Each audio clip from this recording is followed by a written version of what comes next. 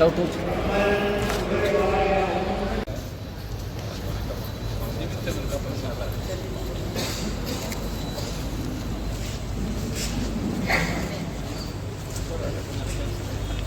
Sir முன்னாடி முன்னாடி sir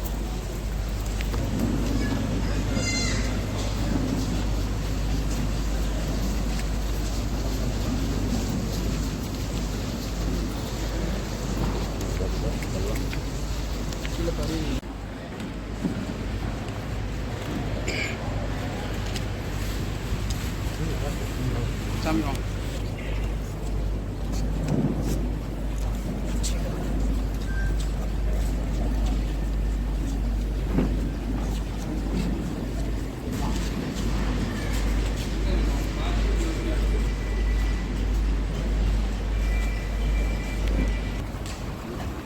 நீதியரசர் மாண்புமிகு ஜி ஜெயச்சந்திரன் அவர்களை நம்மோடு மேடை கிடைக்கணும்.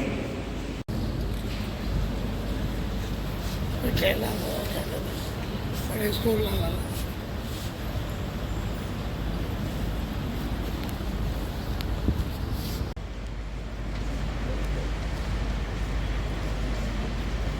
நாட்டுப்பண்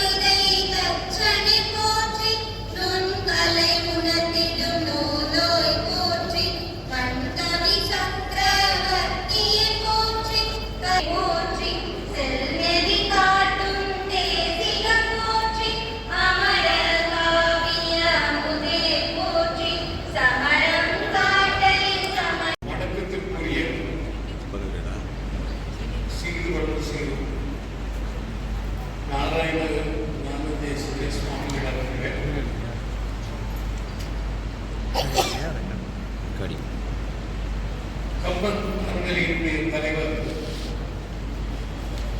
திரு SLNS பெரியமன் அவர்களே, மாண்புமிகு நீதியரசர் திரு ஜெயச்சந்திரன் அவர்களே, இதுதான் முதல் முறையாக நான் கலந்து கொண்டு உரையாற்றுவதற்கான ஒரு வாய்ப்பு பாக்கியம் கிடைத்திருக்கிறது.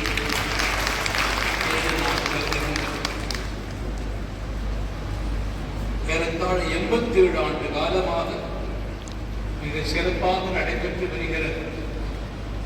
இந்த காரைக்குடி கம்பர் கழக நிகழ்ச்சி துவக்கத்திலேயே ரசிகமணி டிடிசி அவர்களுக்கும் நம்முடைய சா கணேசன் அவர்களுக்கும் என்னுடைய சிறந்தாழ்ந்த வணக்கத்தை அஞ்சலி செலுத்தி நான் என் உரையை துவக்கலாம் என்று கருதுகிறேன். கவிதை வடிவமாக ராமாயணத்தை தயாரித்து ஒரு சிறிய கவிஞர் மாதிரி ஒரு புத்தகம் வெளியிட்டிருக்கிறார், பார்த்திருக்கார். அதில் முதல் எடுத்தவுடனேயே கவிஞர் வாதி குறிப்பிடுகிறார், நீச்சல் தெரியாமல் இறங்கிவிட்டேன், கூச்சல் போடுவேன் காப்பாற்று ஆண்டவன். அதே போல நானும் கூட நீச்சல் தெரியாமல் இது வந்திருக்கிறேன், கூச்சல் போட மாட்டேன், மரியாதையாக வந்து விடுவேன். நான் கொஞ்சம் கம்பராமாயணத்தை படித்திருக்கிறேன். ஓரளவுக்கு இந்த கம்பராமாயணத்துக்கு எனக்கு ஒரு அறிமுகம், அந்த எல்லா பெருமைக்கும் காரணமானவர் பள்ளத்தூர் பழனியப்பன். அவர் ஒருவரை குறிப்பிட்டு நான் பேச்சியதை கேட்டு மறுநாள் என் வீட்டுக்கே வந்து தான் எழுதின கம்பராமாயணத்திற்கான உரை 8 தொகுப்பு வீடு தேடி வந்து தந்து விட்டு சென்றார். மிக ஆர்வத்தோடு முழுமையாக படித்து அதன் பிறகு பல இடங்களில் கம்பரை பற்றி கம்பர் ராமாயணத்தை பற்றி பேசுவதற்கு அது பயனுள்ளதாக இருந்தது. கம்பர் ராமாயணம் என்பது ஒரு பெரிய கடல். வாலி சொன்னது போல அது பெரிய கடல் சமுதிரம் தான். அதுல நம்முடைய பாரதி பாஸ்கர் போன்றவர்கள் பல பேர் அதில் உண்மையிலேயே துறை போகியவர்கள். எனக்கு அதற்கு ஆர்வம் இருக்கிறது என்றாலும் கூட அதற்குண்டான நேரமும் இல்லை. ஆனால் நான் இப்பொழுது ஏற்கனவே என்னை அறிமுகம் செய்திருக்கிறது போல ஏறத்தாழ 30 ஆண்டுகளுக்கு மேலாக நான் அரசியல் துறையிலே இருக்கிறேன். அதனால எந்த துறையில் இருக்கிறதோ அந்த துறை பற்றி எனக்கு கண்ணோட்டம் வரும். அவர்களுக்கு எது பிடிக்குமோ, நான் ஒரு புத்தகத்தை அச்சிட்டு ஒருவர்கிட்ட கொடுத்தா நம்ம நல்லா இருக்கணும், அவர் அச்சம் வச்சிருப்பார், இந்த விஷயத்தை பார்க்க மாட்டார். படம் நல்லா வந்திருக்க அவர் ஓவியர் இருப்பார். நான் ஒரு தடவை நடந்து வரும்பொழுது என்னுடைய காலில் செருப்புடைய நூல் அழிந்து விட்டது. பக்கத்துல தான் வீடு, எப்படியாவது போயிடலான்னு காலை தேய்ச்சி நடந்து வரும்பொழுது தெருவோரத்துக்கு ஒரு செருப்பு தைக்கிறவர் இருக்கார். அவர் பார்த்துட்டார், சார் வச்சு கொடுத்துறார், போய்விட்டார், தோலே இருந்தார். அவர் நம்மகிட்ட சொல்ல அந்த மாதிரி நான் அரசியல் இருந்ததுனால இந்த கம்ப ராமாயணம், இந்த கம்பர் அல்லது ராமாயணத்தில் அரசியல் நோக்கில், அரசியல் என்பது நான் இப்போது நடைமுறை அரசியலை சொல்லவில்லை, அரசியல் என்கிற துறை, ஆட்சியிலே இருக்கக்கூடிய துறை, அது எப்படி இருந்தது அல்லது இருக்கிறது என்பதை கம்பராமாயணத்திலிருந்து வந்திருக்கிற விஷயங்கள் சிறப்புரை ஆற்றுவதற்காக பாரதி பாஸ்கர் வந்திருக்கிற காரணத்தால் நான் சுருக்கமாக சில விஷயங்கள் மாத்திரம் சொல்லி அமர்கிறேன். ராமாயணத்தில் முக்கியமான ஒரு திருப்பம் எங்கு வருகிறது? கம்பன் ஒரு நாள் ஒரு கண்ணாடி முன்பாக அமர்ந்து கொள்கிறார். அந்த கண்ணாடியை பார்க்கும் போது அவருக்கு வலது காதுக்கு மேல ஒரே ஒரு நரைமுடி தெரிகிறது. நான் பண்புங்கிறது நரைமுடி என்று சொன்னேன், ஆனால் கம்பன் நரைமயிறு என்கிற வார்த்தையை பயன்படுத்தி இருக்கிறார். இது சாதாரண விஷயம். நமக்கெல்லாம் என்ன தோணும்? ஒரு நரைமுடி தெரிந்து விட்டார், this is the time for me to die. Kamban என்ன நினைத்தார்? this is the time for me to die. நான் இறப்பதற்கான காலம் வந்தது, அதை துறப்பதற்கான காலம். பாங்கில் மந்திரம் நரை படிமன் கருணாடி ஆங்கதிரு கண்டனன் அவனை காவலன். அந்த நரமணி பார்த்தோன்னு சொல்லுதா, மன்னவனே அவனையை மகனுக்கு ஈர்த்து நீ பின்னரும் தவம் புரி பருவம் இருக்கும், மரியாதையா அதே விலகி ஒரு மாரிசுக்கு ஆட்சி ஒப்படைச்சிட்டு நீ தபம் பண்ண போக வேண்டிய காலம் வந்திருக்குன்னு அந்த நரமுடி சொல்லுதான். பின்னரும் தபம் புரிய பருவபதி என கண்ணமூலத்தினில் கழுவு வந்ததென மின்னல கல்வி போய் வெடுத்தது ஓர் வழியில் அவன் சிந்தனை கொடுத்தா. அப்ப ஒருத்தர் அரசியல் இருந்து ஓய்வு பெறுவதற்கு எது தகுந்த பருவம் சொன்னார். ராஜாமார்கள் கோச்சிக்கூடாது. கம்பராமாயணத்தில் சொல்லிருக்கிற ஒரு கூட ஆட்சியை விட்டு விலக வேண்டும் என்று எண்ணம் வந்திருக்கிறது என்றால் புரிதாக ஓய்வு பெற வேண்டிய வயது என்ன? நான் கம்பராமாயணத்துக்கு தான் நான் சொன்னேன். உடனே மந்திரி சபையை கௌரி மந்திரி சபையை கொண்டிருந்தது ஏதாவது காரணம் வேண்டாமா? தலையில ஒரு நடைமுறையை பார்க்கறதுக்காக ஒரு அவசரமா மந்திரி சபை கூட்டத்தை தரிசனம் கூட்டார். அப்பதான் வந்து ராமாயணம். இந்த மந்திரிகள் எப்படிப்பட்டோம்? ஆச்சரியமா இருக்கு. நலம் முதல் நதியினும் நடுவு நோக்குவார். எப்போதுமே நடுநிலையில் தான் இருப்பாங்க. கபரிமான் போன்ற மானஸ்தர்கள் ரசதன் மந்திரி சபையில் இருக்கிற மந்திரிகள் தம் பெயருக்கு உறுதி என்ன? தனக்கு ஒரு பேர் வரணும்னு நினைக்க மாட்டாங்க. தலைமகன் வெகுண்ட போதும் பெருமையை தாங்கி நீதி விடாது நின்று குறைக்கும் வீரர். மன்னவன் தான் ஏதோ விஷயம் சொன்னால் கோச்சுட்டான கோச்சுக்குவாரோ அப்படின்னு இவனாக நினைச்சு முன்னாடி சொல்றதெல்லாம் கிடையாது. கோவித்துக் கொண்டாலும் கூட தலைமகன் வெகுண்ட போதும் வெண்மையை தாங்கி நீதி விடாது நின்று உரைக்கும் வீரர். எப்படி இருக்காங்க பாருங்க அமைச்சர்கள். கம்பன் ராமாயணம் தசரதன் அமைச்சரை பத்தி சொல்றேன். தசரதன் அது ராமாயணம் ராமருடைய கல்பனா. அப்படி இல்லைங்க. நான் இந்த பக்கம் திரும்பி பார்க்கிறேன். ராமனுடைய மந்திரிகள் எப்படி இருந்தாங்க?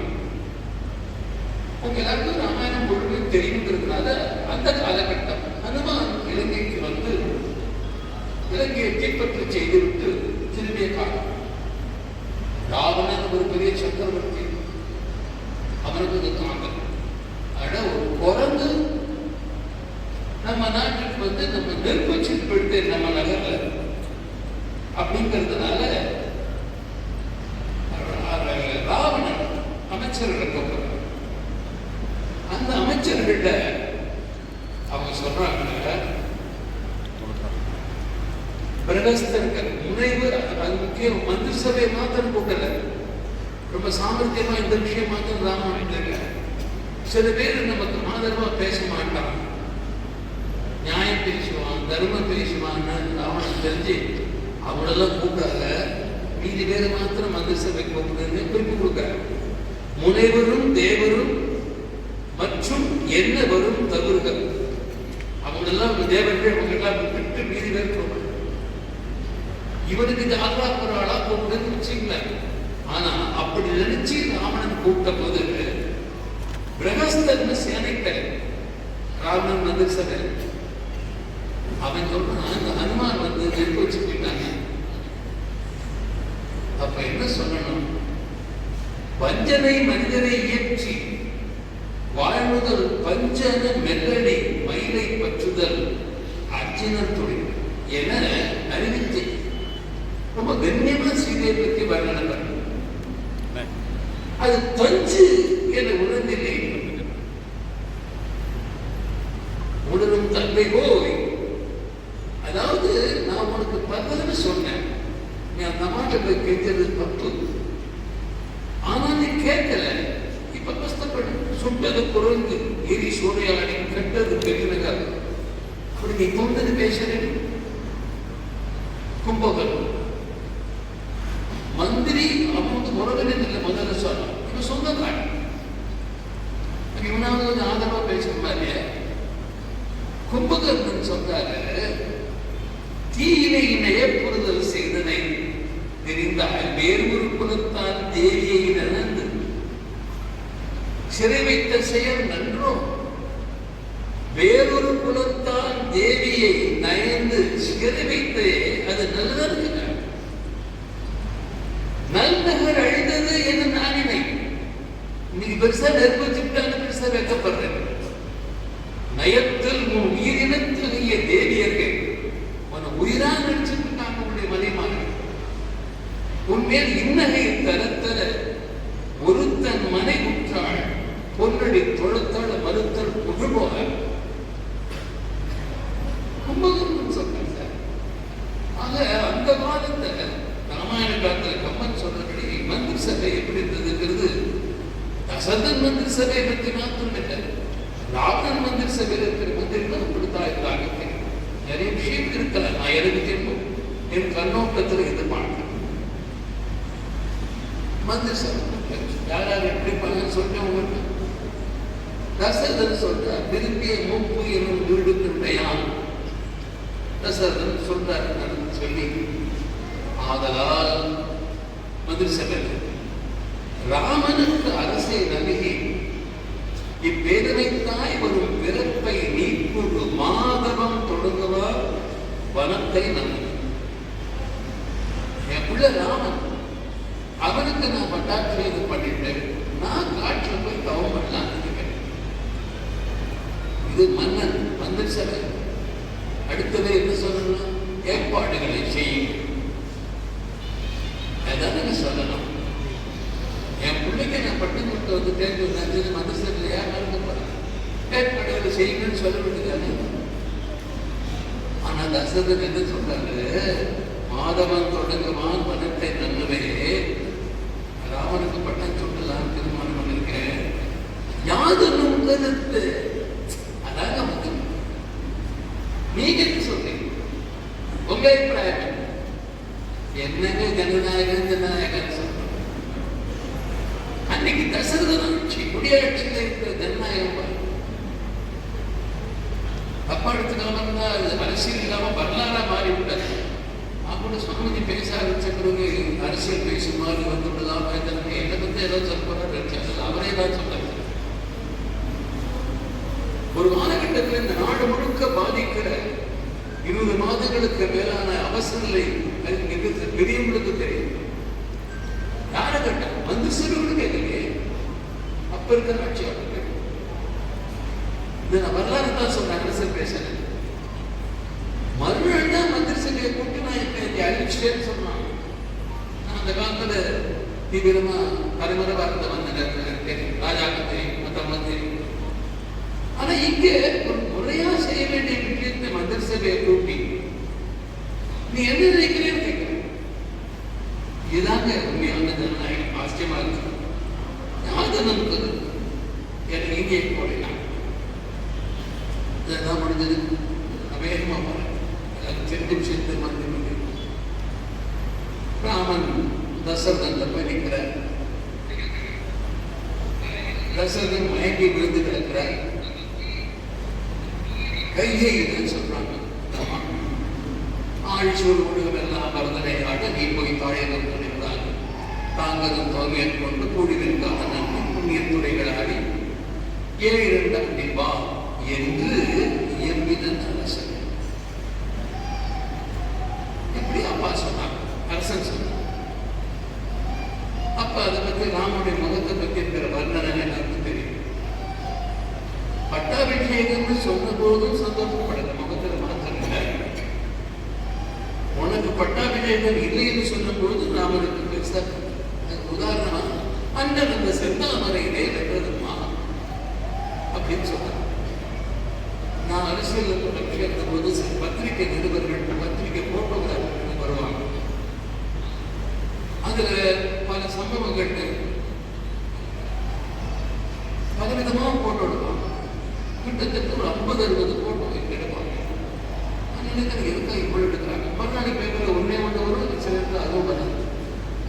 ஆனா நான் எலெக்ஷன் முன்ன தோத்து தெரிவிச்சேன். எங்கேயோ தேடி கண்டுபிடிச்சு நான் கண்டுக்க வச்சிருக்கிற மாதிரி போட்டோ எடுத்துக்கலாம். கிராரிகேஷன் பதில் ராமன் மாத்து அதை நடக்க எப்ப போட்டோ எடுத்தாலும் சிரிச்ச ராஜாவே வெற்றி காட்டுக்கு போனாலும் ஒரே மாதிரி போகணும், நீதான் ராஜாங்கும் போது ஒரே மாதிரி போகணும். இது இப்ப இந்த ராமனுக்கு அடுத்த விஷயம். ராமன் தான் அப்படி இருக்கான்னு இருக்கட்டும். ராமன் வந்து ஒரு அம்மாவை போய் பார்க்கறான், கோசலை பட்டாபிஷேகம் சொல்ல வேண்டிய இப்ப வந்து நிக்கலாம். எப்படின்னு ராமன் ரொம்ப புத்தாலித்தனமாக என்ன சொல்றான், நம்ம கூட வீட்டுக்கு போனீங்கன்னா சில பேருக்கு ஒரு தாக்குதல் பின்னாடி சொல்லி முதல்ல சொல்ற சாப்பிடுக்க வேண்டாம்.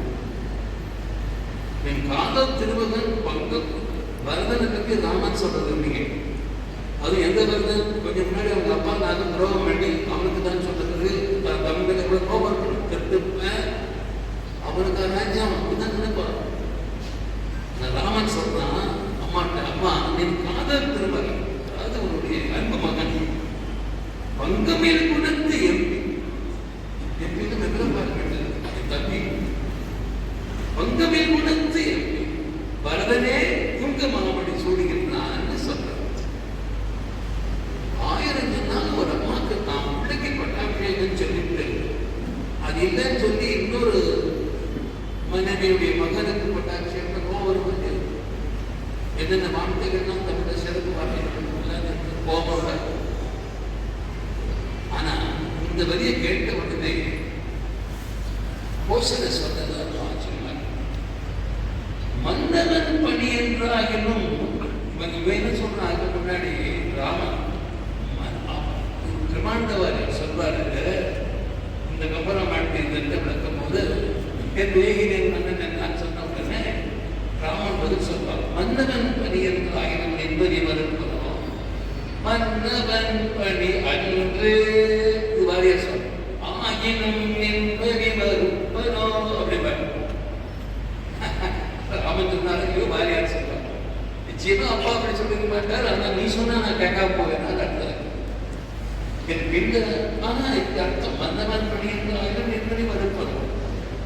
வாரியார் சுவாமி இன்னொரு சொல்வாரு, உனக்கு தெரியாது, என் பின்னவன் பெற்ற செல்வம் எனக்கு என்ன கிடைச்சிருக்கோ அதுதான் அவனுக்கு கிடைக்கும். அவன் ஆட்சி பண்ண என் பின்னவன் பெற்ற செல்வம் இது ஏங்கிறது இல்லை. வாரியார் சுவாமி சொல்லுவார், அடியானே பெற்றோ ஆரம்பாங்க. இப்ப இந்த கௌசல்ய கதை சொன்ன உடனே கோசலை சொன்னதான் நம்ம ஆச்சரியம். அப்படியா, முறைமை அன்று என்பது ஒன்று உண்டு. அதாவது மூத்தவனுக்கு தான் முடிச்சு விட்டணும்னு தான் முறை. அது இல்லை மாறிட்டார்தான் இருக்கு. முறைமை அன்று என்பது ஒன்று உண்டு. ஆனா பரதன் உண்மையின் நிறை கொடுத்தவன். ராமன் சொல்றாங்க, அம்மா சொல்றாங்க, ஒன்ன விட நிறை கொடுத்தவன். இன்னும் தெரிவாங்க நின்னும் வந்த பிறகு பரதனுக்கு உனக்கு தான் நடந்ததுதான் சொல்றாங்க. பரதனுடைய காட்சி எல்லாம் உண்மையிலே ராமாயணத்துல யாரா ஒரு கதாநாயகர் ரொம்ப புகழ்ந்து அவரை பற்றி ஆச்சரியமாக பேச வேண்டும் என்று நான் பரதனை பற்றி நான் சொல்றேன். தனி சொற்பொழிவே பரதன் முயற்சிக்கிறாங்க. அரசனையை பிறகு காற்று செல்லும் பெருக்குவதற்காக எது வேண்டாலும் செய்யலாம் என்று எண்ணி அற்பமான புள்ளிய காரியங்களை செய்து அரசு முடிந்து தர்மநெறி மறந்து பழுதறிகின்ற பழிச்செயல்களால் செல்லுகின்ற பாதி போவதாக என மக்கள் என்னை கூட்டட்டும் ஏத்துக்கிறேன்னு மாத்திரம் எனக்கு எவ்வளவு பழிவிடும் தெரியுமான்னு கோப்பட்டு சொல்றேன். வேதேவியான ராமனை பாய்ந்த எனக்கு இடமண்டோம். இப்போ கைகை ராமனுக்கு தான் முதல் முடிச்சு விட்டுன்னு சொல்லும்போது கைகை பின்னாடிதான் கைகை மாறுறாங்க.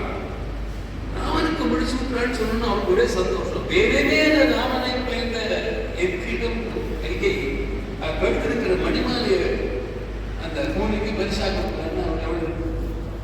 பின்னாடி அந்த மாதிரி என்ன இருக்கிற கைகை மனசை கூட ஒரு பூமியால மாற்ற முடியும். தெரியுது எப்படி மாற்றினாலும் உங்களுக்கு தான் தெரியும். அதனால பல விஷயங்கள் எப்படி கடைசியில் சுவாமி பேசும்போது சொன்னார், நான் நிறைய சொல்லணும்னு நினைக்கிறேன், நான் கூட சுருக்கிக்கிறேன். போர்ல வந்து மாண்டவர்கள்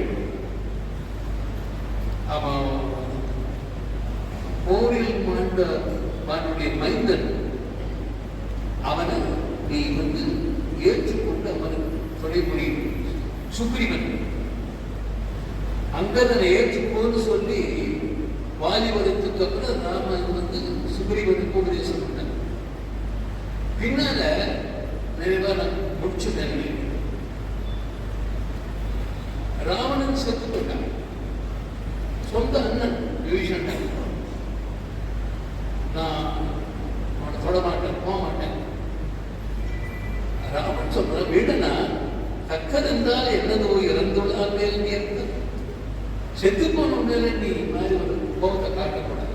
இப்ப கடன் செய்ய துணிதி காரியங்களை பண்ண அப்படின்னு ராமன் அப்படி பல விஷயங்கள் பின்னாடி வருது. அதே மாதிரி இன்னொரு விஷயம், ராவணன் கொல்லப்படுகிறான், வென்று விட்டுவிடார், பெரிய படகு பருந்த மலை மாதிரி கடக்கான். ராமன் வந்து தன்னுடைய பாசறைக்கு வந்து விட்டார். அந்த போர்க்களத்தில் ஓ ஓ ஓ சத்தம். என்ன சத்தம்? அது நாமனே வேலை பார்த்து பார்க்கிறார். லட்சுமணன் வரா. ராவணனுடைய உடம்பு கடக்க அப்படி பெருசா இந்த வானரங்கள் ஒரே மகிழ்ச்சியில் அந்த உடம்பு மேல ஏறி இருந்துச்சு. அப்ப ராவணன் சத்தம் போடுறான். என்ன நினைச்சிட்டு நீ யார் தெரியுமா? அது அவருடைய ராஜ்யத்தில் நீ இருக்கிறாய், இந்த நாட்டு மன்னவர். அவனுக்கு எனக்கு கேட்பாங்க, அவன் மாத்திரம் மரியாதையா சீட்டில் படிச்சிருந்தா நான் இந்த இடத்துல கற்றுக்கிட்டேன் அப்படின்னு ராமன் கோபப்படுகிறார். சொல்லி மரியாதையாக ஒரு மன்னனுக்கு உண்டான மரியாதையோடு இந்த சடலத்தை கொண்டு போய் அரண்மனையில் ஒப்படைகள் உத்தரவு கொடுக்கிறார்.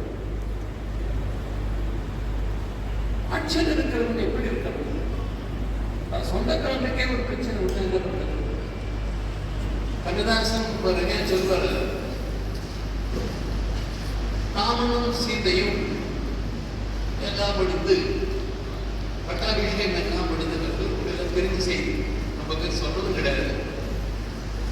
ஊர்ல இருக்க பல பேர் சீதையை பற்றி மோசமா பேசுறாங்க.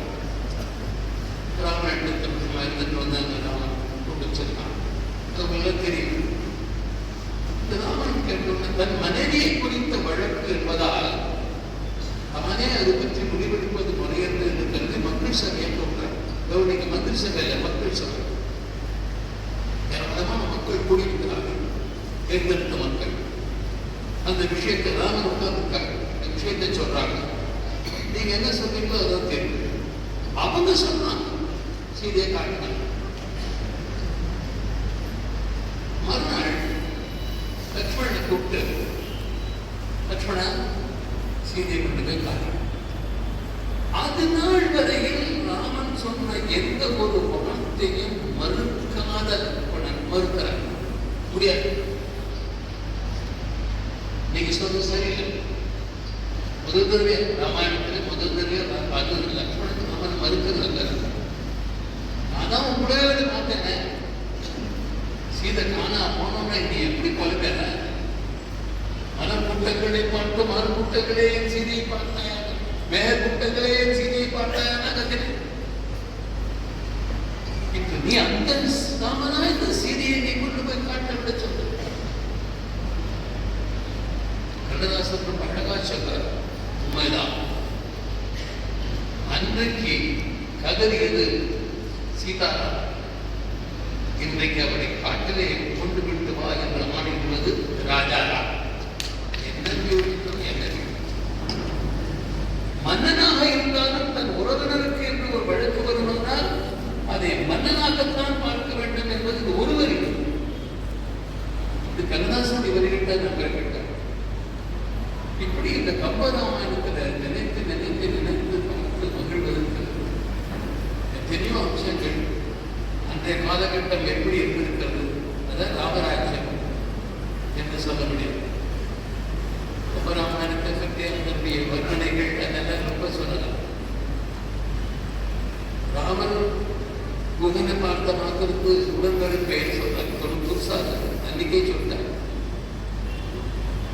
பின்னால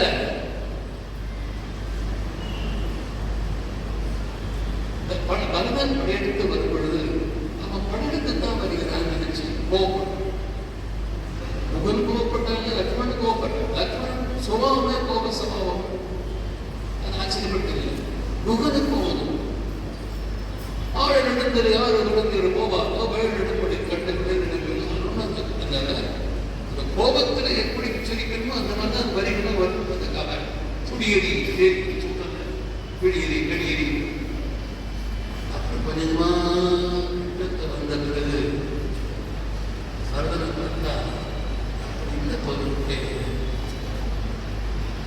மன்னனும் நாயகனை ஊக்கின்றான், அயகின்றான், தம்பியை ஊக்கின்றான், தவ இடத்தில் நின்றான், துன்பம் ஒரு முடிவில்லை, திசை நோக்கி கொள்கின்றான் சொல்லிட்டு அப்போ எம்பெருமான் பின்பிருந்தால் இடைப்பொருள் எங்க ராமனுக்கு தங்கையா பிறந்தவன் தப்பா செய்வா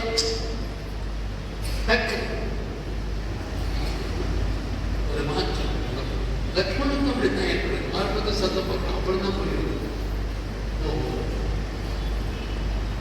அந்த கம்பராமாயணத்தில் பல படங்கள் பல வரிகள் அவையெல்லாம் முன்னி முன்னி முன்னி முன்னி நிரூபிக்க வார்த்தை பயன்படுத்தது எழுவதற்கான வரிகள்.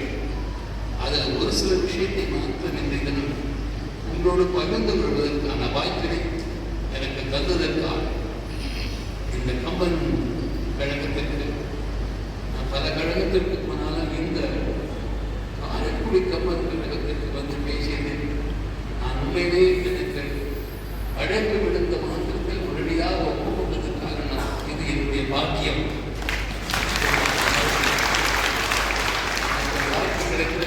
என்று இந்த நிகழ்ச்சிக்கு வருவதற்காக ஏற்றுக்கொண்டேன். வந்ததில் பெருமகிழ்ச்சி அடைகின்றேன். கம்பன் நாமம் வாழ்க, ராமன் நாமம் வாழ்க.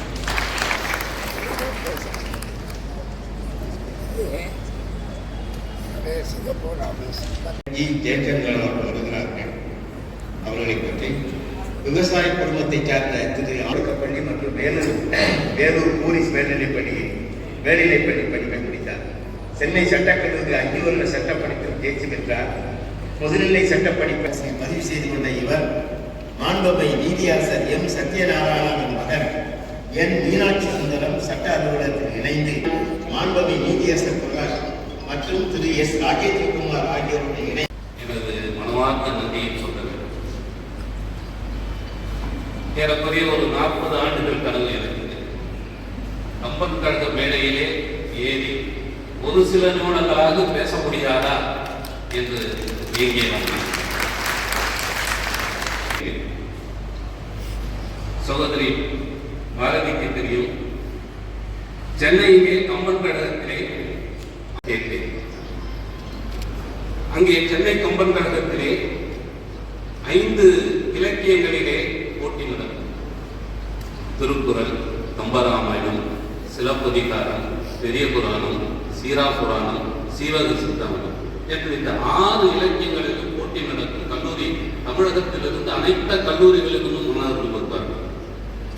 இதில் சிறப்பு என்னவென்றால் அந்த போட்டியிலே முதல் பரிசு பெறுகின்ற மாணவரை ஆகஸ்ட் மாதத்திலே நடக்கின்ற ஆண்டு விழாவிலே பேச அழைப்பார்கள். நானும் ஒரு 6 ஆண்டுகள் முயன்றிருக்கின்றேன். வெற்றி கிட்டியதில்லை. காரணத்தையும் சொல்லிவிடுகிறேன். அப்பொழுதெல்லாம் பாரதி பாஸ்கர், அப்பொழுது அவர் செல்வி பாரதி ஏசிடெக் காலேஜ், எங்கள் கல்லூரியிலே படித்துக் கொண்டிருந்த அருள்மொழி, சுமதி, பாரதி ஆர்ட்ஸ் காலேஜ் படித்துக் கொண்டிருந்த சுபா, எங்கள் கல்லூரியிலே படித்துக் கொண்டிருந்த கண்ணன், மிக அற்புதமான ஒரு எழுத்தாளர், பல நல்ல புத்தகங்களை, ஆராய்ச்சி புத்தகங்களை எழுதியிருக்கிறார். இப்படி பலரும், பாலஸ்ரீனிவாசன் போன்றவரெல்லாம் போட்டியில் இருக்கும்போது நான் இங்கே ஜெயிப்பது. ஆக இந்த ஆசை சிறிது காலம் தொடர்ந்து இருந்தது. ஆனால் கொஞ்சம் கொஞ்சமாக அது மறைந்து போய்விட்டது.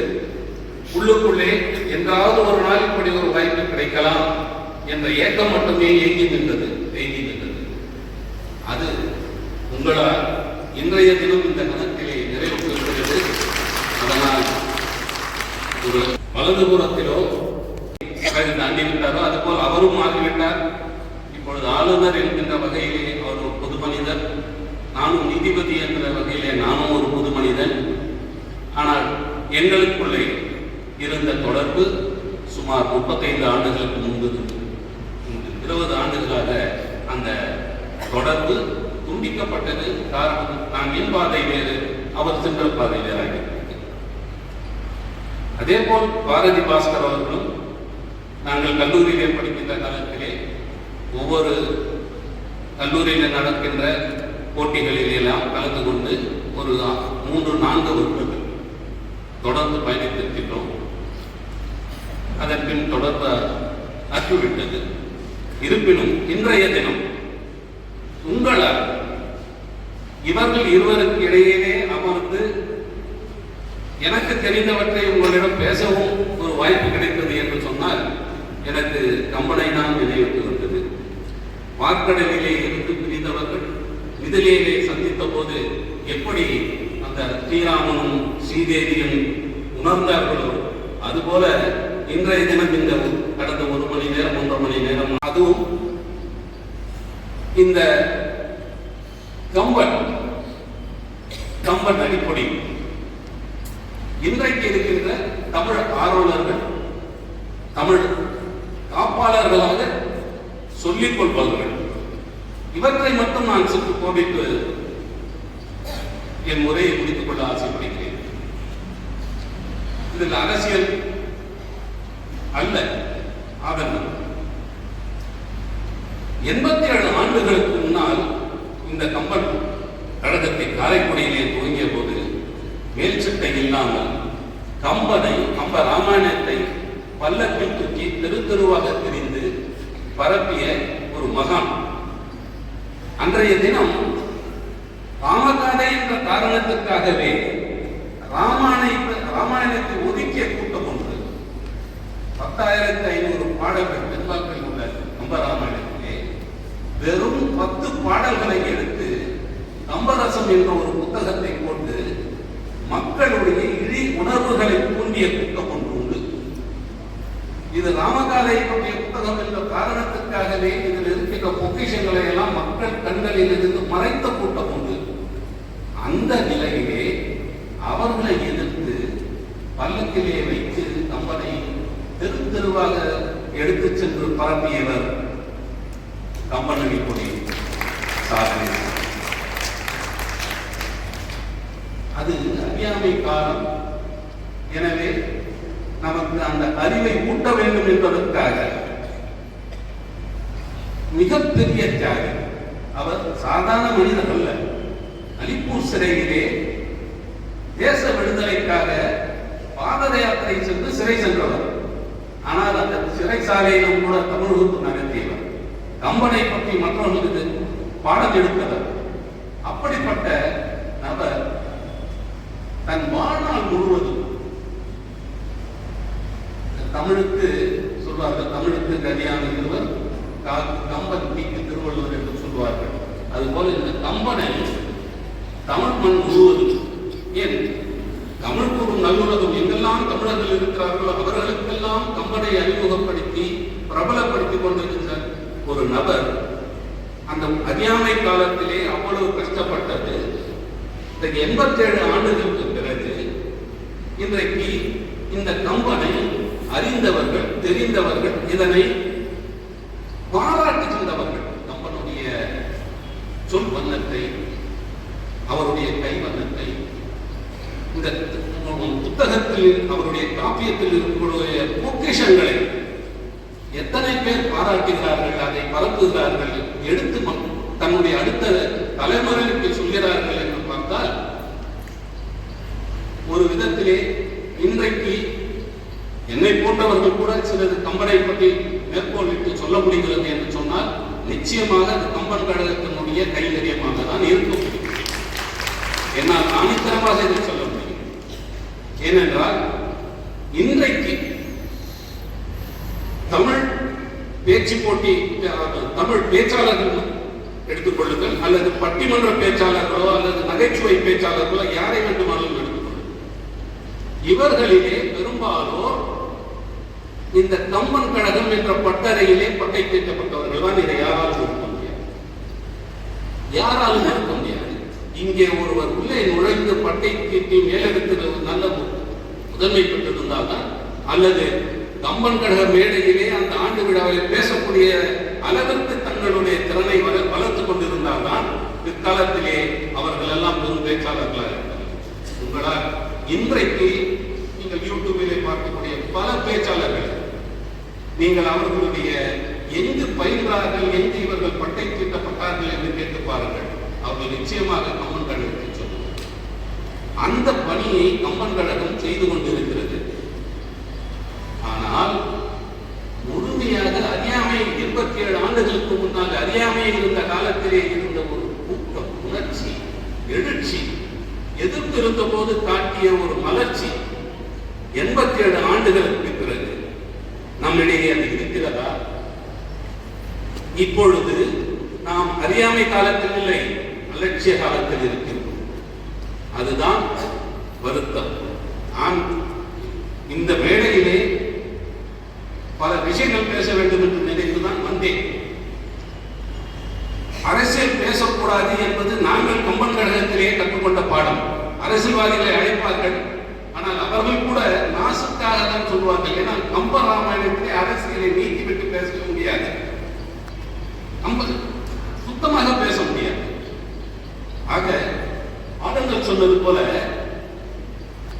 மந்திரி சபை என்று சொன்னால் அந்த மந்திரி சபை மக்களாட்சியில் இருந்த மந்திரி சபை எப்படி என்று நாங்கள் சொன்னாலே, மன்னராட்சியில் இருந்த மந்திரி சபை எப்படி என்று சொன்னாலே, இப்பொழுது மக்களாட்சியில் இருக்கின்ற மந்திரி சபையினுடைய தரத்தை நீங்கள் ஒப்பிட்டு விடுவீர்கள், அரசியலாகிவிடும். ஆக நாங்கள் சொல்லாமலே நீங்கள் ஒப்பு பார்த்து புரிந்து கொள்ள வேண்டிய ஒரு சூழ்நிலை. அந்த வகையிலே மட்டும் நான் ஒரே ஒரு சில கருத்துக்களிலே ஒரு விஷயத்தை சொல்லிட்டேன். அன்றைய சமுதாயம் எப்படி இருந்தது, அன்றைய இளையராஜா அல்லது ராஜகுமாரன் எப்படி இருந்தார் என்று பார்த்தால் கம்பன் சொல்லுகிறான், ராமன் சாதாரணமாக வீதியில் போகிறான், போகின்ற பொழுது எதிரில் வருவர்களை பார்த்து எது வினை, என்ன வேலை பண்ற, இடரிலே என்ன பிரச்சனை இருக்கா இல்லையா, நன்றுமாய் உமது மனையும் வீட்டில் எல்லாம் சௌக்கியமா இருக்காங்களா, இப்படி கேட்கணும்னா ராமன். அப்படிப்பட்ட ராஜகுமாரர்கள் மன்னராட்சியில் இருந்தார்கள். அது உங்களுடைய கற்பனைக்கு விட்டு விடுகிறேன். சரி போக சரி, மக்கள் எப்படி இருந்தார்கள்? ராமன் காட்டுக்கு போய்விட்டார். பகலில் போனால் மக்கள் வெளியே அனுப்ப மாட்டார்கள், நாட்டை விட்டு வெளியே போக விட மாட்டார்கள் என்று இரவோடு இரவாக சொல்கிறார். விடிந்தது மக்களுக்கு தெரிகிறது ராமன் காட்டுக்கு சென்று விட்டார். என்ன நடக்கிறது? கம்பன் மிக அழகாக சொல்கிறார், மரமும் பூவும் அழுதனவாம், பசுவும் கன்றும் அழுதனவாம், போகட்டும், தாய் அழுதால் தாய் வயிற்றில் இருந்த கரு அழுதது என்று சொல்கிறார். இதுதான் அந்த காலத்திலே மன்னன் மக்கள் மீது வைத்திருந்த அந்த அன்பு, தனது அவர்களை காப்பாற்ற வேண்டும் என்று இருந்த கடமை உள்ளது. கம்பனை ராமாயணத்தை பார்க்கின்ற பொழுது ஒரு ஆராய்ச்சி 100 ஆண்டுகளுக்கு முன்னால் நடத்திய ஒரு ஆராய்ச்சி, வையாபுரி பிள்ளையார் ஒரு ஆய்வு கட்டுரை எழுதி அதை படித்து பார்க்கிறேன். அவர் சொல்கிறார், 10,586 பாடல்கள் வெண்பாக்கள் 4 வரை கொண்டது வெண்பா. அப்படி 10,587 பாடல்கள் பாடியிருக்கிறார் கம்பன் ராமாவதாரத்தை. தனி சொற்கள் என்று பார்த்தால் 1,40,000 தனி சொற்கள் இருக்கின்றன. மொத்தத்தில் 33,00,000 சொற்கள் இருக்கின்றன. அவற்றில் 1,24,000 தனி சொற்கள் உள்ளன. வள்ளுவனை எடுத்துக்கொண்டால் நமக்கு எல்லாம் தெரியும் 1330 பாடல் குறட்பாக்கள். மொத்தமே கணக்கெடுத்து பார்த்தால் ஒரு 14,000 சொற்கள் இருக்கின்றன. அந்த ஆய்வு கட்டுரை சொன்னது 14,000 சொற்கள். கம்பனிடம் தனி சொற்கள் 1,24,000, மொத்தத்தில் 3,00,000 சொற்கள். என் ஆதங்கம், என் கோபம் கூட என்னவென்றால், இதை நான் பல இடங்களிலே பேசிவிட்டேன். கடந்த 4,5 ஆண்டுகளாக இந்த தமிழ் மண்ணிலே ஒரு வார்த்தை வருகிறது, மாடல் என்ற வார்த்தை. அவர்களிடம் நான் வேண்டி கேட்டுக்கொள்வது என்னென்றால், இந்த சொல்கிறீர்களே, இதற்கு தமிழ் அர்த்தம் என்ன? நீங்கள் வேறு ஒன்றும் சொல்ல வேண்டாம். நீங்கள் ஊராக சென்று ஓலை சுவடைகளை எல்லாம் கரையானிடமிருந்தும் தீக்களிடமிருந்தும் காப்பாற்றி தமிழை காப்பாற்றிய பவுசு இருக்க வேண்டாம். நீங்கள் கம்பன் அடிப்பொழி போல தெரு தெருவாக சென்று கம்பனையும் தமிழையும் பரப்பியிருக்க வேண்டாம். நீங்கள் தமிழ் காவலர்களாக இருந்து கொள்ளுங்கள். உங்களை மக்கள் பாராட்டக்கும் தவறில்லை.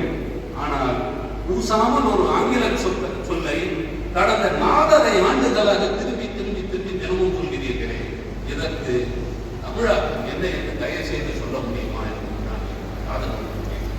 இதில் அரசியல் கலப்பு இல்லை. இது என் ஆதங்கத்தினுடைய வெளிப்பாடு. ஆகவே நண்பர்களே, பொதுமக்களே, பெரியவர்களே, தமிழ் ஒரு தெய்வீக மொழி. அதில் கம்பன் தமிழ்தாய் கற்பித்த ஒரு தெய்வ புத்தகம். கம்பன் ராமாயணம் இருக்கின்ற வரையிலே தமிழ் அழியாது. மாற்று மொழியோ வேற்று மொழியோ எது வந்தும் அழிக்க முடியாது. இந்த புத்தகத்தில் இருக்கின்ற சில மாசுகளை எடுத்து புத்தகங்களை போட்டு பிரச்சாரம் செய்தாலும் இந்த மொழி அழியாது.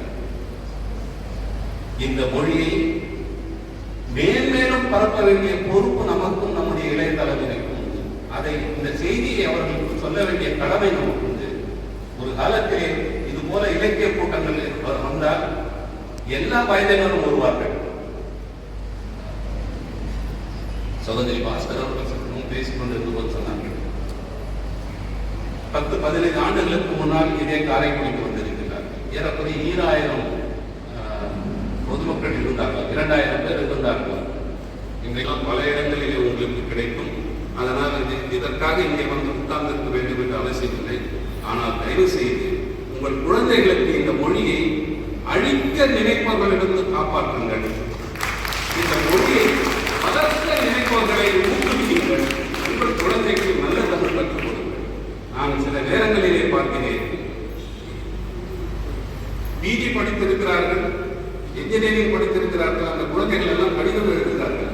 அன்புள்ள அப்பா, தமிழ் அப்பா எழுத முடியவில்லை. அன்புள்ள அம்மா, அம்மா எழுத முடியவில்லை. அதை கூட ஆங்கிலத்தில் எழுதுகிறார்கள். அந்த ஆங்கிலமும் தப்பும் தவறுமாக இருக்கிறது. சரி, ஏதாயும் 1-2 ஒழுங்காக தமிழில் எழுதுகிறார்கள். கால் இல்லை, கொம்பு இல்லை, வால் இல்லை, எதுவுமே இல்லை. எதையோ ஒன்று பேசுகின்ற தமிழை விட கொச்சையாக இருக்கின்றது அவர்கள் எழுதுகின்றது. வேதனையாக இருக்கிறது.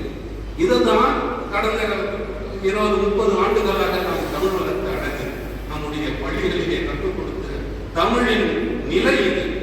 தயவு செய்து இதை மாற்ற வேண்டும் என்றால் அவர்களை நம்பாதீர்கள், உங்களை நீங்கள் நம்புங்கள். இன்றைக்கு இணையத்திலே எல்லாம் கிடைக்கிறது, எல்லாம் இருக்கிறது. நாம் இலங்கை வாழ் தமிழர்களை நன்றி சொல்ல வேண்டும். அத்தனை தமிழ் இலக்கியங்களையும் அவர்கள் புதுப்பித்து விட்டார். நீங்கள் சொல்லுங்கள், கிடைக்கின்றது இணையத்தில். உங்கள் குழந்தைக்கு அதை அறிமுகப்படுத்துங்கள். இதுக்காக ஒரு விஷயத்தை சொல்லுங்கள்.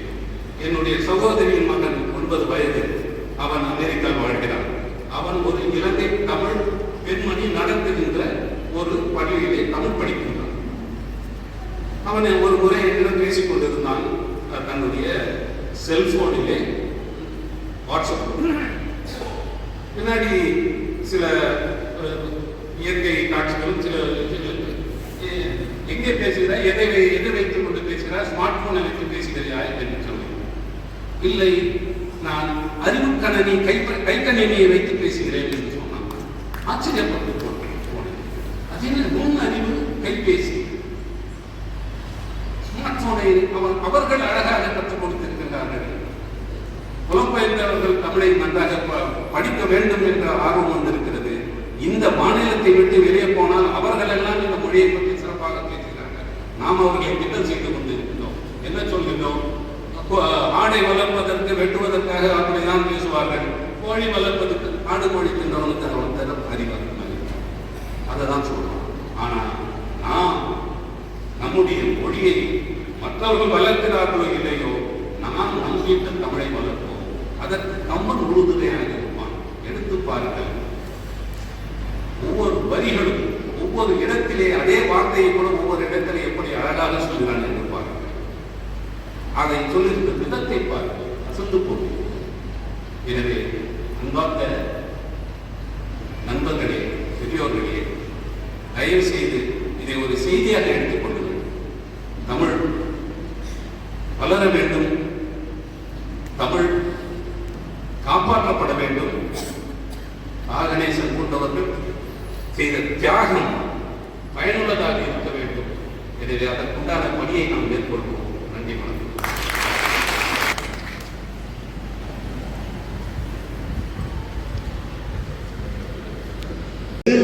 ஒரு வாசகம் கொக்கக்க கொக்கக்க கூம்பும் பருவத்தை மற்றதான் குத்தக்க சீர்த்தவரத்தை என்ற குரலை பற்றியது. இவர் விரும்பும் ஒரு மனிதர், இவர் விரும்பும் ஒரு எவ்வளவு தூரம் போடுமோ அவ்வளவுதான். அதை நாங்கள் கற்றுக்கொள்கிறோம். ஆனால் இந்த மேடை அதற்கு ஒரு விதிவிலக்காக இருக்க போகிறதோ என்று எனக்கு தோன்றுகிறது. இங்கே நிற்கிற இந்த நிமிடத்தில் மணிமண்டபத்தில் ஒரே ஒரு முறைதான் இந்த மேடையில் இந்த இடத்தில் நின்று நான் பேசியிருக்கிறேன். அப்போது நான் 11ஆம் வகுப்பு படிக்கிற ஒரு மாணவன். நான் பேச்சாளராக வேண்டும் என்கிற கனவுகள் எதுவுமே இல்லாத ஒரு மாணவன். பேச்சாளரானும் தமிழ் இலக்கியம் படிக்கணும் அப்படிலாம் கனவுல எதுவுமே கிடையாது. +1 படிக்கிற ஒரு ஸ்டூடெண்ட் ஒரு 30 வருஷத்துக்கு முன்னாடி எப்படி இருப்பாங்களோ அப்படித்தான். அப்புறம் எதுக்கு நான் இங்க வந்தேன்னு கேக்குறீங்களா? நான் வந்தது சபாஷ் பார்ட்டியா. சபாஷ் பார்ட்டினா என்னன்னா கை தட்டுறதுக்காக. எங்க அக்கா கம்பன் கழகத்தில் பேச்சு போட்டிகளில் கலந்து கொண்டிருந்த ஒரு மாணவி. அவங்க அப்ப கல்லூரியில படிச்சுட்டு இருந்தாங்க. இப்போது ஓய்வு பெற்ற நீதிபதி ஐயா திரு ராமசுப்ரமணியன் அவங்கள் அந்த பேட்ச். இப்ப நீதி அரசரும் நானும் ஒரே பேட்ச். எங்க அக்காவும் நீதி அரசர் ஓய்வு பெற்ற ராமசுப்ரமணியன் அவங்களாம் அப்ப கம்பன் கழகத்தினுடைய பேச்சு போட்டிகளிலே கலந்து கொண்ட மாணவர். எங்க அக்கா 1-2 பரிசு ஜெயிச்சதுனால காரைக்குடி கம்பன் கழகத்தில் பேசுவதற்காக 83ஆம் ஆண்டு அழைக்கப்பட்டார். எனக்கு ஒரு வேலை கிடையாது. எங்க வீட்டுல நாங்க எல்லாமே பொம்பளை பிள்ளைங்க தான், எங்களுக்கு சகோதரர்கள் கிடையாது. தனியா அக்காவை அனுப்ப கூடாது அப்படின்னு அந்த காலத்துல ஒரு இது. எப்படி தனியா போவா? எங்க அம்மாவாலையும் அப்பாவாலையும் துணைக்கு வர முடியும். அதனால துணைக்காக நான் அனுப்பப்பட்டேன். அக்காவுக்கு துணையா போயிட்டு வான்னு என்ன நினைச்சாங்க. அப்புறம் தான் அது பின்னாடி ஒரு சதி இருந்தது எனக்கு புரிய வந்தது. துணைக்கு என்ன இவ்வளவு பேச்சாளர்கள் வர்றாங்க, கம்பன் கழகமே கூட்டிட்டு வருது, என்ன துணைனா ஒருவேளை எங்க அக்கா பேச்சுக்கு யாருமே கை தட்டலன்னா இந்த கை தட்டலை ஆரம்பித்து வைப்பதற்காக என்ன தயாரிச்சு அனுப்பிக்கலாம். நீங்க கல்யாண மாலை நிகழ்ச்சியில பார்த்துருக்கீங்களா? மோகன் சார் முன்னாடி உட்காந்துருப்பாரு. எதுக்கு? கை தட்டல அவர் தான் ஆரம்பிச்சிருப்பாரு. ஏன்னா ஒருத்தர் கை தட்டினது எல்லாரும் கை தட்டுவாங்க. அதுக்காகத்தான் நான் அனுப்பப்பட்டேன் என்பது கூட தெரியாத அளவு அப்போது நான் பள்ளி மாணவன். இங்க இந்த மண்டபத்தை நான் பார்த்தேன். அதைத்தான் நீதி அரசரிடம் நான் பகிர்ந்து கொண்டேன். இந்த காட்சி அவ்வளவு தூரம் என்னுடைய மூளையினுடைய அடுக்குகளிலே பதிந்திருக்கிறது. இந்த மண்டபத்தில் அப்போது நாற்காலிகள் போடப்பட்டிருந்தார். தரையிலே தான் உட்கார்ந்தோம். எங்கிருந்து உட்கார்ந்திருப்பார்கள்? இந்த முனையிலிருந்து உட்கார்ந்திருப்பார். மண்டபம் தாண்டி அந்த கூட்டம் உட்கார்ந்து கொண்டிருக்கும். அதை கண்ணாலே பார்த்த அந்த நொடியிலே எனக்குள்ளே எழுந்த பரவசத்தை சொல்லுவதற்கு எனக்கு வார்த்தைகள் இல்லை. அந்த மேடையில் நான் பார்த்த எத்தனையோ வியப்புகள் அப்பப்பா சொல்லி முடிக்க எனக்கு கொடுக்கப்பட்ட நேரம் போதாது. நான் பார்த்த முதல் வியப்பு, மேடையிலே இருந்தவர்கள் எல்லாம் பெரும் சிங்கங்கள். நான் இந்த மேடையிலே தான் என்னுடைய ஞான குருவாக நான் நினைக்கின்ற ஆசா ஞானசம்பந்தம் ஐயா அவர்களை அவர் இந்த மேடையிலே பேசுகிற போதுதான் நான் பார்த்தேன். தமிழை பற்றியும் இலக்கியங்களை பற்றியும் கம்பராமாயணத்தை பற்றியும் எனக்குள்ளே முதலாக ஆர்வம் என்கின்ற விதையினை தெளித்த மாபெரும் ஞான குரு அவர்தான். இந்த மேடையிலே ஒரு சிங்கம் போல அவர் கர்ஜிப்பதை நான் பார்த்தேன். இன்றைக்கும் மதுரையிலே வாழ்ந்து கொண்டிருக்கிற எங்களுடைய மரியாதைக்கும் பிரியனுக்கும் ஒரு அக்கா காந்திமதி அவர்கள் இந்த மேடையிலே பேசும் போதுதான் பட்டிமன்றத்திலே எப்படி பேசுவது என்பதை நான் கற்றுக்கொண்டேன். அந்த மேடையில பேச வரும்போது இப்படி வருவாங்க. வரும்போது இந்த முந்தானை எடுத்து பண்ணிட்டு வருவாங்க. முன்னாடி பேசுறவங்க சும்மா இருப்பாங்களா? வம்பு எடுத்துப்பாங்க. இதற்கு பின்னால் வருகிற ஒரு பதில் சொல்ல வேண்டும் அப்படிதான் சொல்லியிருப்பாங்க. இப்படி அந்த முந்தானை சொல்லத்தாயா வந்திருக்கேன் அப்படின்னு பேச ஆரம்பிப்பாங்க பாருங்க. அது ஒரு சுபானுபம். அதுல பேசுகிறவர்கள் யாராவது ஒருவர் ஒரு பேசுறமே நெஞ்சத்து நிம்மதியை தருகிறார். இதைவிட வாழ்க்கைக்கு என்ன வேண்டும் என்று சொல்லி ஓப்பத்தலை கூடி உள்ளம் பிரிந்த அனைத்தையும் என் நன்றியை சொல்லி